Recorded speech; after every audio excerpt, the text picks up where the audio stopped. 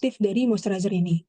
Dan mayoritas adalah 92% perempuan, 55% berusia 18 sampai 22 tahun atau kelompok Gen Z, dan 41% memiliki kulit kering sebagai segmen terbesar.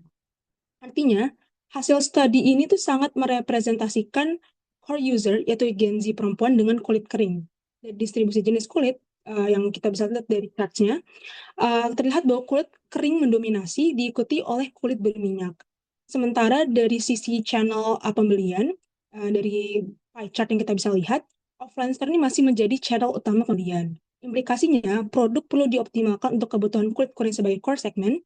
Insight ini memiliki keterbatasan untuk segmen laki-laki dan usia di atas 25 tahun, dan strategi distribusi tidak bisa hanya untuk digital karena offline channel masih sangat relevan. Dengan demikian, analisis selanjutnya akan difokuskan ke bagaimana produk ini memenuhi kebutuhan segmen. Bisa di next. Selanjutnya, kami menganalisis kinerja produk berdasarkan 4 dimensi kualitas untuk mengidentifikasi apa sih driver utama kepuasan. Dari hasil pengukuran, didapatkan bahwa usability ini memiliki skor tertinggi di angka rata-ratanya itu 6,13, diikuti oleh performance, dan rata-ratanya itu dapat 6,09, dan aesthetics itu di 6,01. Sementara durability memiliki skor yang paling rendah, itu 5,88. Ini menunjukkan bahwa produk ini sudah nyaman digunakan, tetapi masih memiliki performa juga baik, tapi masih ketahanan efeknya itu masih belum memenuhi ekspektasi dari pelanggan. Dan jadi dengan kata lain, meskipun pengalaman penggunaan sudah baik, kualitas hasil jangka panjang masih menjadi bottleneck dari kepuasan pelanggan. Dan makanya untuk durability ini kita bisa menjadikan prioritas pada perbaikan. Bisa di next. Oke, lalu pada tahap ini kami melakukan gap analysis untuk mengidentifikasi kesenjangan antara performa aktual produk dengan skor maksimum atau ekspektasi dari pelanggan. Nah, dari grafik di tengah terlihat bahwa seluruh dimensi ini masih berada di bawah skor maksimum, namun dengan tingkat gap yang berbeda-beda tiap dimensinya. Nah, usability dan performance memiliki gap yang relatif kecil, lalu estetiknya mulai menunjukkan gap yang perlu diperhatikan atau mulai mendekati angka 1, namun yang paling serius atau signifikan adalah durability dengan gap terbesar sebesar minus 1,12. Hal ini tuh berdampak langsung pada risiko churn, terutama pada segmen kulit kering yang merupakan core user. Nah, jadi tuh produk ini sebenarnya sudah nyaman digunakan dan performanya sudah baik, tapi ketahanan efek ini belum memenuhi ekspektasi pelanggan. Selain itu, terdapat juga isu sekunder pada aspek estetik, khususnya pada kemasan, dan kemasan jar ini tuh disebut sebanyak kurang lebih tuh 15 kali pada survei sebagai kekurangan, dan kompetitor dinilai memiliki packaging yang lebih baik. Namun dampaknya masih lebih kecil dibandingkan dari dimensi durability. Nah, dari tabel juga terlihat bahwa durability masuk kategori yang resikonya tinggi, dan implikasinya, durability ini masih menjadi bottleneck paling utama pada customer satisfaction, sehingga peningkatannya ini bakal mengurangi churn dan meningkatkan repurchase dan juga mendorong loyalitas pelanggan. Dengan kata lain, fokus perbaikan ini bisa kita fokuskan ke salah satu dimensi, yaitu durability, dan juga mungkin sebagai pendukung, yaitu di aesthetics. Bisa di next? Next, terkait Net Promoter Score itu sendiri, kita mengetahui bahwa ternyata Glad to Glow memiliki 29,5 skor, yang dimana itu merupakan salah satu skor yang sangat solid.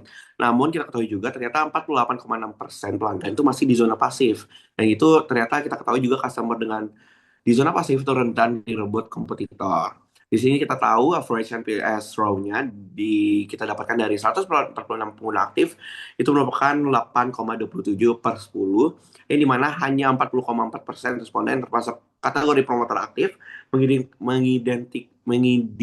mengindikasikan bahwa perusahaan belum sepenuhnya terkonversi menjadi loyalitas perilaku yang kuat.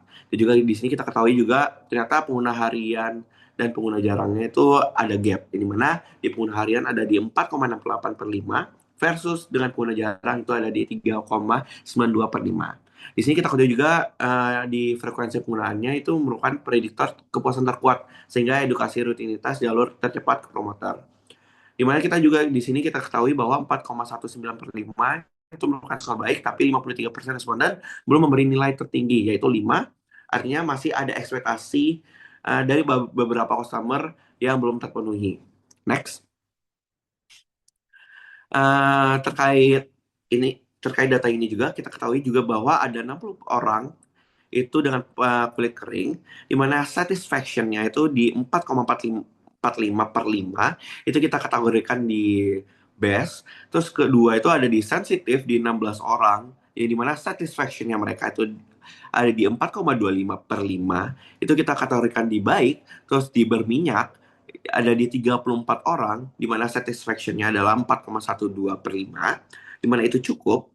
Terus di normal di 19 orang, di mana satisfaction-nya di 3,74 per 5, itu perlu kita monitor lagi. Terus kemudian yang terakhir itu dikombinasi, di mana ada 17 orang, itu di satisfaction-nya itu 3,84 per 5, di mana ini udah termasuk kategori urgent. Next, akan dijelaskan oleh Hakim.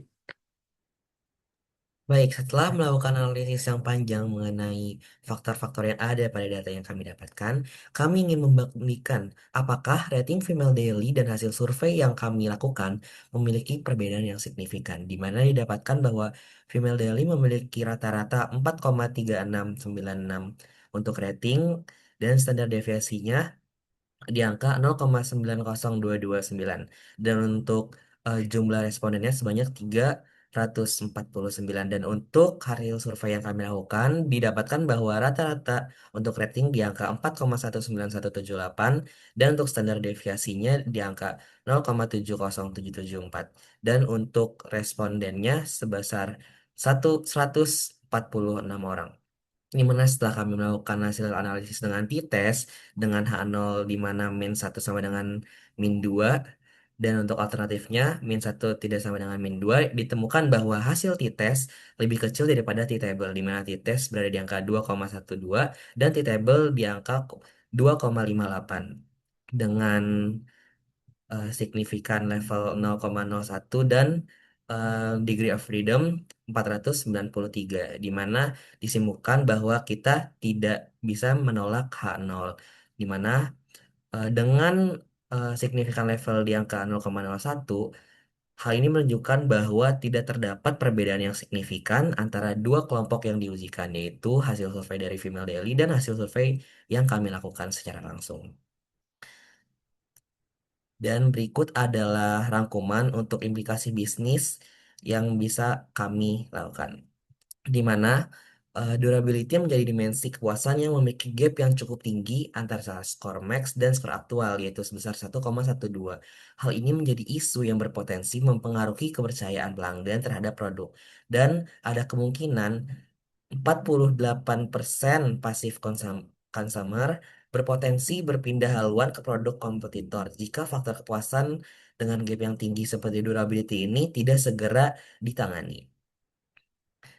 Dan berikut adalah beberapa faktor yang menjadi kekuatan dari produk yang kami analisis, di mana kulit kering merupakan jenis kulit yang berpeluang paling cocok dengan produk, di mana dapat dilihat dari customer dengan kulit kering memberikan rata-rata rating yang paling tinggi dibandingkan dengan jenis kulit lainnya. Dan untuk price advantage, di mana em, produk yang kami analisis cukup affordable dibandingkan dengan produk lainnya. Dan untuk pertumbuhan dari bisnis itu sendiri dapat dilihat bahwa skor yang kami dapatkan untuk NPS score itu berada di angka 29,5, di mana cukup menunjukkan bahwa sebagian besar konsumen tertarik untuk menjadi promoters.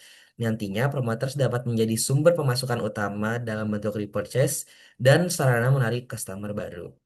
Dan untuk t-test menunjukkan bahwa data yang didapatkan dari hasil survei cukup konsisten jika dibandingkan dengan female daily, di mana itu merupakan review publik yang ada di website, sehingga dapat menjadi justifikasi kita bahwa analisis yang telah dilakukan memenuhi asumsi publik. Dan kami juga melakukan analisis terkait root cause yang ada, di mana setelah mengidentifikasikan aspek utama permasalahan, kami mencari komponen utama permasalahan melalui beberapa pertanyaan seperti apa kekurangan utama dari produk ini, dan apakah apa saran perbaikan yang dapat customer berikan, di mana didapatkan bahwa ada beberapa poin dari jawaban-jawaban tersebut, seperti kemasan, kemasan yang perlu ditingkatkan, coba benchmark ke Scientific, packaging yang kecil dan kurang menarik, hasilnya tidak terlalu cepat, baru terasa hasilnya setelah kurang lebih 2 minggu rutin pemakaian, dan lain sebagainya. Kami membuka saran dan pendapat terkait kekurangan utama produk dari responden yang berkaitan dengan aspek durability dan estetik, sebagian besarnya. Dan itulah yang menjadi komponen utama dari permasalahan, di mana untuk durability, ketahanan hidrasi jangka panjang dan konsistensi hasil, serta untuk estetik, packaging yang masih belum nyaman, serta kemasan visual yang kurang menarik. Dan selanjutnya akan dibahas oleh teman saya Rehan. Oke, mungkin next. Oke. Baik, terkait improve itu sendiri, kita ternyata mendapatkan ada 4 step nih yang kita harus lakukan untuk mengimprove produk itu sendiri. Yang pertama itu kita ketahui ternyata prioritas dari apa yang kita perlu lakukan itu ada di masalah perbaiki durabilitasnya itu sendiri. Terus yang kedua itu kita juga harus mengetahui core segmentasinya itu sendiri di mana ya, di mana kita harus tahu ternyata kita harus optimalkan di formula kulit kering. Terus yang ketiga itu ada diperbaiki kemasan juga itu sendiri, yang dimana kita harus redesign kemasan dan aromanya dari produk Glad to Glow itu sendiri. Terus yang terakhir itu kita ada di loyalitas dari NPS itu sendiri. Yang dimana kita ketahui juga tadi sudah dijelaskan juga bahwa ternyata konversi ternyata masih banyak pengguna pasif, yang dimana kita harus konversi pasif itu ke promoter. Terus dari hasil-hasil step tersebut, ternyata kita mendapatkan 4 rekomendasi, yang dimana ternyata ada 3 rekomendasi terbaik yang akan kami lakukan, yang dimana yang pertama itu ada di perbaiki durabilitas, yang kedua itu ada di optimasi formula, dan terakhir itu ada di mengubah pasif ke promoter. Next. Next kami akan lanjut di controlling pace itu sendiri. Next.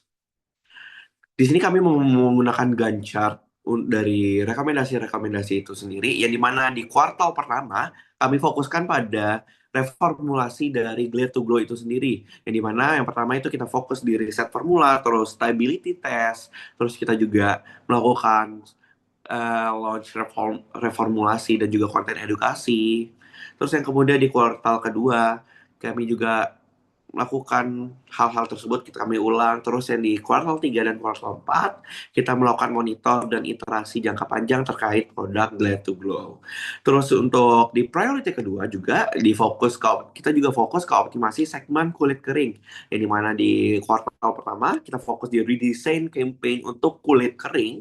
Terus yang kedua itu kami juga di kuartal pertama kita juga melakukan produksi trial kit, three step bundle, yang dimana kita akan membuat promo untuk menarik customer-customer. Terus kemudian di kuartal kedua dan kuartal pertama kita juga melakukan rekrut brand ambassador kulit kering. Kita cari-cari eh, influencer-influencer untuk menarik customer itu sendiri. Terus yang terakhir kita juga melakukan di kuartal ketiga dan kuartal keempat kita melakukan evaluasi sell out dan reorder rate itu sendiri. Dan untuk yang priority ketiga, kita juga di sini kita akan mengubah pasif ke promotor, yang dimana di kuartal pertama kita melakukan deep interview terhadap 10 pasif customer. Terus di kuartal kedua kita melakukan desain loyalty dan referral program. Terus kita juga melakukan 7 Days Thermal Glow Challenge, di mana kita bisa membuat challenge-challenge untuk menarik customer juga. Terus kita juga bisa membuat loyalty reward system aktif.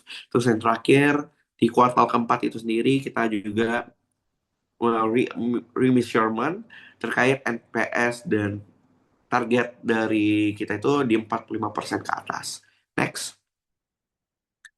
Dan dari hasil-hasil rekomendasi yang kami lakukan, kami juga mempunyai ekspektasi terhadap KPI-KPI, yang dimana kita mencoba untuk meningkatkan KPI-KPI itu sendiri, yang dimana ada di penjelasan di slide tersebut.